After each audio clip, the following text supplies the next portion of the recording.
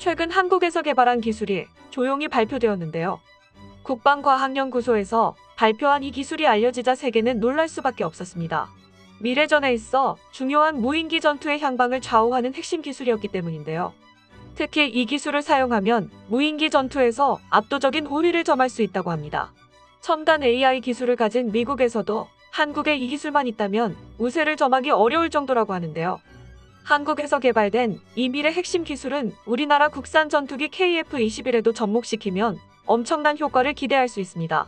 이 기술을 말하기 위해 현재 세계 무인기 동향을 먼저 설명해야 되는데요. 2021년 1월 3일 바그다드 국제공항을 지나던 차량이 있었습니다.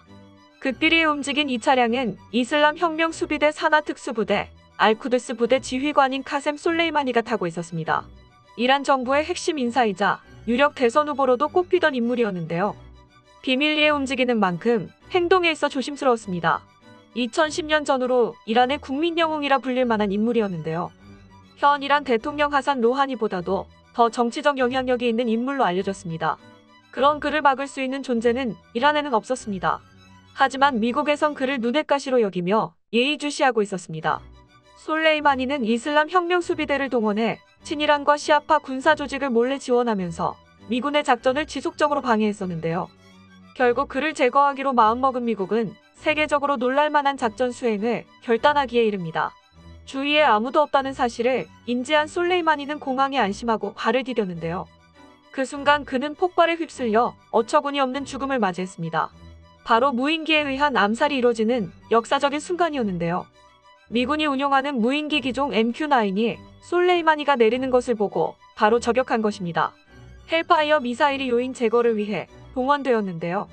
카셈 솔레이마니를 포함해 주요 요인이 그 자리에서 사망했습니다. 트럼프 정부의 요인 암살 작전이었던 카셈 솔레이마니 저격 사건은 무인기가 얼마만큼 위력적인 무기인지 보여주는 교훈을 안겨주었습니다. 주위를 아무리 살펴도 상공에서 미사일을 맞기란 도저히 불가능한 일인데요. 이후 각국은 무인기 사업에 전력을 투자하기 시작했습니다.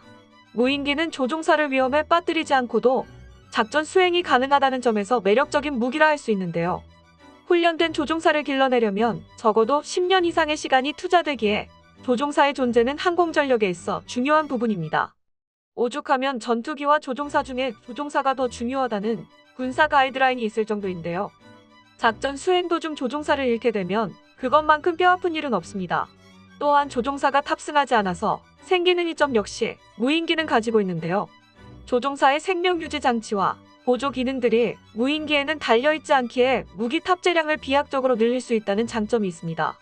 파일럿의 생명을 아끼면서 동시에 기체 성능을 집약적으로 끌어올릴 수 있다는 점에서 미래전의 핵심 역할을 수행하는 것이 바로 무인기입니다. 미국의 경우 애초부터 무인기를 정찰용으로만 활용하려고 했다가 무인기의 가능성을 보고 개조를 하기 시작했습니다.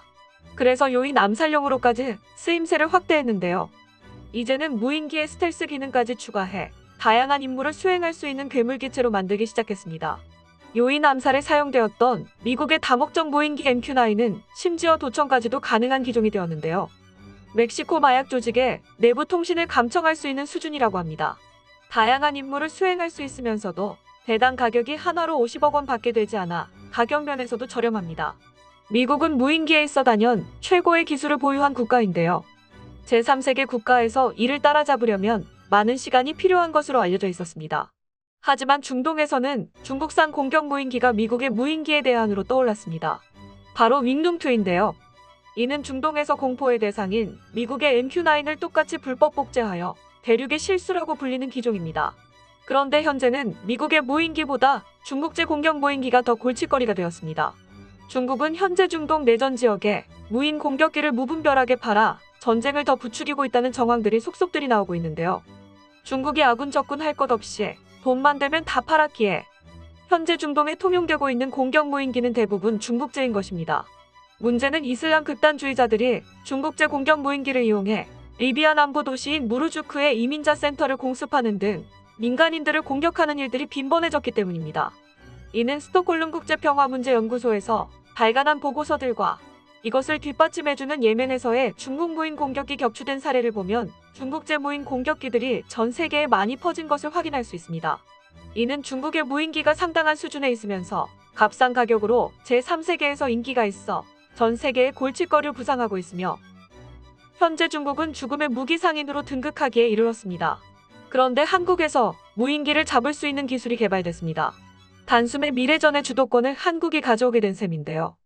국방과학연구소는 최근 최초로 파장 제어 빔결합 기술을 통해 고품질 광섬유 레이저 발생 기술을 개발했습니다. 대공무기 체계에 실전 투입이 가능한 레이저 기술을 순수 국내 기술로 개발한 것인데요. 1kW급 레이저 모듈에 파장 제어 빔결합 기술을 적용하여 5개의 1kW급 광섬유 레이저를 하나의 5kW급 고품질 레이저로 구현할 수 있게 된 것입니다. 다수의 레이저광을 굴절을 통해 최대한 다른 곳으로 분산되는 것을 억제하여 강력한 빔으로 만들 수 있도록 하는 통제 시스템을 구축했다고 이해할 수 있는데요. 레이저 빔의 경우 다른 무기 체계에 비해 강력하면서도 동시에 소형이라 휴대성이 간편한 것으로 알려졌습니다. 구형 무기들을 단숨에 무력화시킬 수 있음에도 불구하고 가성비 면에서 탁월한 성능을 보여 압도적인 전쟁 수행 능력을 보여주는 무기입니다. 특히 주로 정찰용으로 사용되는 무인기를 격추하는데 놀라운 성능을 보인다고 합니다. 갑작스런 고출력 에너지를 무인기에서는 감지하지 못한 채 파괴된다고 알려졌는데요. 이 덕분에 효율적인 방어가 가능합니다. 실제로 한국은 이번 기술 발표 이전에도 실전에 투입할 레이저 병기를 실험 테스트한 적이 있는데요. 작년 9월 충남 태안에 있는 안흥 시험장에서 시행되었습니다. 20kW의 레이저 빔이 1km 거리에 있는 철판 표적을 단숨에 꿰뚫은 것인데요. 시연에 사용되었던 재질은 북한 노동미사일이나 북한 무인기와 비슷한 재질로 알려졌습니다. 또한 레이저 무기는 엄청난 속도를 자랑하는데요. 러시아에서 공개된 극초음속 미사일이 마하8이라는 속도를 자랑했습니다. 이 속도는 초당 2,500m로 빠른 편이지만 레이저는 초당 30만 km를 날아가기에 아무리 재래식 무기가 빨라진다 하더라도 레이저로 금방 격추가 가능합니다. 이는 현재 미국이 두려워하고 있는 극초음속 미사일 방어책으로 떠오르고 있는데요. 엄청난 속도로 중국의 둥펑 미사일이나 러시아의 지르콘 미사일은 기존의 요격 미사일이 속도를 따라가지 못하지만 레이저는 빛의 속도이기 때문에 극초음속 무기에 맞서는데 유일한 대책입니다. 이런 와중 우리나라의 레이저 개발 소식을 접한 중국은 한국형 레이저에 대한 칼럼을 게재하였습니다. 한국 레이저 무기 개발, 기술 격차는 존재하지만 절대 무시해서는 안 된다라는 제목의 이 칼럼을 요약하여 말한다면 지금의 레이저 무기 기술은 각국이 이제 막 개발을 시작한 단계이고 마지막 결과가 어떻게 나올지는 두고 봐야 하지만 한국은 수많은 신흥 레이저 무기 개발국 중 성과로 따지면 남부럽지 않은 수준이라고 전하면서 경계하는 눈치였습니다. 이렇게 중국이 경계하는 이유는 단연 위력뿐만 아니라 경제성에서도 우수함을 보이기 때문인데요. 우리나라가 개발한 레이저 무기의 비용은 한 발당 1달러 이하로 약 1,200원 선입니다. 반면 사드 미사일 한 발이 110억 원이고 국산 지대공 미사일인 신궁 한 발 발사 비용이 2억 원인 것을 감안하면 놀라운 가격이라 할 수 있습니다.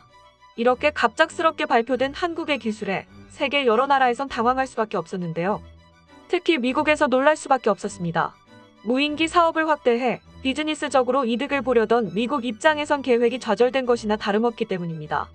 하지만 이번 기술 발표로 인해 한국의 과학기술이 미국도 긴장하게 만드는 수준이면서 중국 무인 무기 체계를 무력화시킬 수 있다는 기대가 나오고 있습니다. 또한 레이저 무기 기술은 우리나라가 주변국에 비해 상대적으로 빈약하다고 평가되는 공군과 해군 전력을 급격하게 증강할 수 있다고 보는데요. 레이저 무기는 직진성을 지녔기 때문에 산지에서보다 공중이나 바다 위에서 그 위력이 배가 됩니다. 이 말은 레이저 기술이 지상에서 무인기 격추에만 활용되는 것이 아니라 다양한 분야에서도 활용이 가능하다는 것을 의미합니다. 특히 레이저 무기의 휴대성을 극대화할 수 있는 부분이 공중 미사일 체계로 현재 한국이 개발한 KF-21 보람의 전투기에도 레이저 무기가 장착이 가능한데요.